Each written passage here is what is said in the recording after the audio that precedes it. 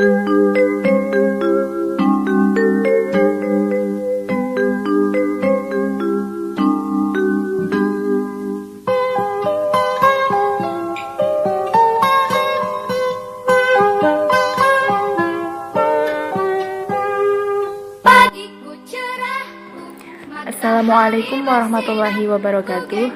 Selamat pagi semuanya. Berjumpa lagi dalam mata kuliah Ilmu Pengetahuan Alam. Kami dari kelas PGMIB semester 4 akan mempresentasikan makalah kami yang berjudul Lembar Kerja Siswa. Langsung saja yang pertama, pengertian lembar kerja siswa. Lembar kerja siswa ini atau yang biasa disingkat dengan LKS adalah materi ajar yang dikemas sedemikian rupa agar siswa dapat mempelajari materi tersebut secara mandiri. Banyak tokoh yang merumuskan atau mengartikan dari lembar kerja siswa itu sendiri. Salah satunya yakni Hidayah, yaitu menjelaskan bahwa LKS merupakan stimulus atau bimbingan guru dalam pembelajaran yang akan disajikan secara tertulis, sehingga dalam penulisannya perlu memperhatikan kriteria media grafis sebagai media visual untuk menarik perhatian peserta didik. Selain itu, menurut Bajo, LKS yakni lembar kerja yang berisi informasi dan perintah atau instruksi dari guru kepada siswa untuk mengerjakan sesuatu, baik kegiatan belajar dalam bentuk kerja, praktek, atau dalam bentuk penerapan hasil belajar untuk mencapai suatu tujuan. Nah, dari definisi-definisi tersebut dapat disimpulkan bahwa lembar kerja atau LKS merupakan materi ajar yang dikemas sedemikian rupa yang berisi materi, tugas, dan pertanyaan-pertanyaan yang diberikan kepada siswa sebagai stimulus yang efisien dan efektif, sebagai informasi dan perintah atau instruksi yang akan disajikan secara tertulis serta sebagai media visual untuk menarik perhatian dan menyediakan suatu proses pola untuk menganalisis materi dalam proses pembelajaran. Yang kedua, tujuan dan manfaat LKS. Departemen Pendidikan Nasional dalam panduan pelaksanaan materi pembelajaran mengemas materi dalam bentuk LKS dengan tujuan atau manfaat sebagai berikut. 1. LKS membantu siswa untuk menemukan suatu konsep. LKS mengetengahkan terlebih dahulu suatu fenomena yang bersifat konkret, sederhana, dan berkaitan dengan konsep yang akan dipelajari. LKS memuat apa saja yang harus dilakukan siswa, meliputi melakukan sesuatu, mengamati, dan menganalisis.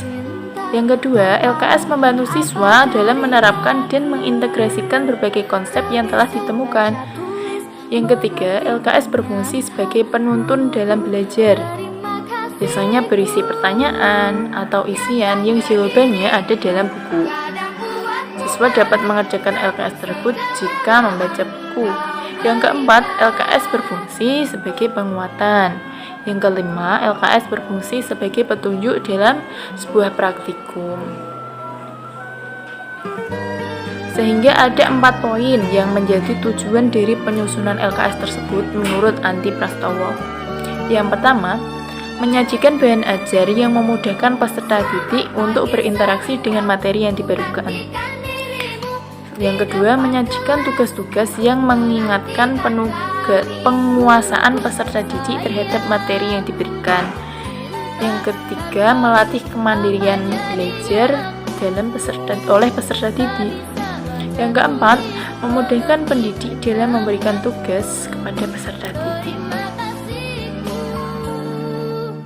Selanjutnya C, merancang LKS dalam pembelajaran ILPA. Langkah-langkah yang dibutuhkan dalam membuat LKS menurut Diknas 2004 yakni 1. Melakukan analisis kurikulum. Analisis kurikulum merupakan langkah pertama dalam penyusunan LKS ini. Langkah ini dimaksudkan untuk menentukan materi-materi mana yang memerlukan bahan ajar LKS. Pada umumnya, dalam penentuan materi, langkah analisisnya dilakukan dengan cara melihat materi pokok, pengalaman belajar, serta materi yang akan diajarkan. Yang kedua, menyusun peta kebutuhan LKS. Peta kebutuhan LKS sangat diperlukan untuk mengetahui jumlah LKS yang harus ditulis, serta melihat sekuensi atau urutan LKS-nya. Sekuensi LKS sangat dibutuhkan dalam penentuan prioritas penulisan. Yang ketiga, menentukan judul-judul LKS. Satu kompetensi dasar atau KD dapat dijadikan sebagai judul LKS apabila kompetensi tersebut tidak terlalu besar. Adapun besarnya KD dapat dideteksi antara lain dengan cara apabila diuraikan ke dalam bentuk materi pokok mendapatkan maksimal 4 MP atau materi pokok. Maka kompetensi tersebut dapat dijadikan sebagai satu judul LKS. Namun, apabila kompetensi tersebut bisa diuraikan menjadi lebih dari 4, maka harus kita pikirkan kembali apakah kompetensi tersebut perlu dipecah. Contohnya menjadi 2 judul LKS. Yang keempat, penulisan LKS, yakni pertama, merumuskan kompetensi dasar atau KD. Untuk merumuskan KD ini dapat kita lakukan dengan menurunkan rumusannya langsung dari kurikulum yang berlaku. Yang kedua, menentukan alat penilaian. Penilaian kita lakukan terhadap proses kerja dan hasil kerja peserta didik. Yang ketiga, menyusun materi. Untuk menyusun materi LKS, ada beberapa hal penting yang perlu diperhatikan. Materi LKS dapat berupa pendukung, yaitu gambar umum atau ruang lingkup substansi yang akan dipelajari. Yang keempat, memperhatikan struktur LKS. Kita harus memahami bahwa struktur LKS terdiri dari 6 komponen, yakni judul, petunjuk belajar, kompetensi yang akan dicapai, informasi pendukung, tugas-tugas dan langkah-langkah kerja, serta penilaian. Dalam menulis LKS, paling tidak ke-6 komponen tersebut harus ada. Berikut contoh lembar kerja siswa dalam pembelajaran IPA yang berjudul Alat Gerak pada Hewan. Tujuannya untuk membandingkan bermacam-macam alat gerak pada hewan. Alat dan bahannya yaitu carta macam-macam alat gerak hewan. Buku-buku yang membahas tentang ciri-ciri makhluk hidup. Cara kerjanya, 1. Pelajarilah buku-buku tentang ciri-ciri makhluk hidup. Yang kedua, amatilah carta yang telah disediakan atau yang ada di bukumu. Yang ketiga, diskusikanlah dengan teman kelompokmu untuk menjawab pertanyaan dan mengisi tabel di bawah ini. Lengkapilah tabel di bawah ini. Ya, ini sudah terdiri, ada tabelnya, nama hewan dan alat geraknya. Sehingga bisa dibuat pertanyaan. Yang pertama, apakah semua hewan darat bergerak dengan kaki? Jelaskan jawabanmu. Yang kedua, dari tabel di atas, adakah hewan yang dapat terbang? Apakah semua hewan yang memiliki sayap selalu dapat terbang? Jelaskan pendapatmu.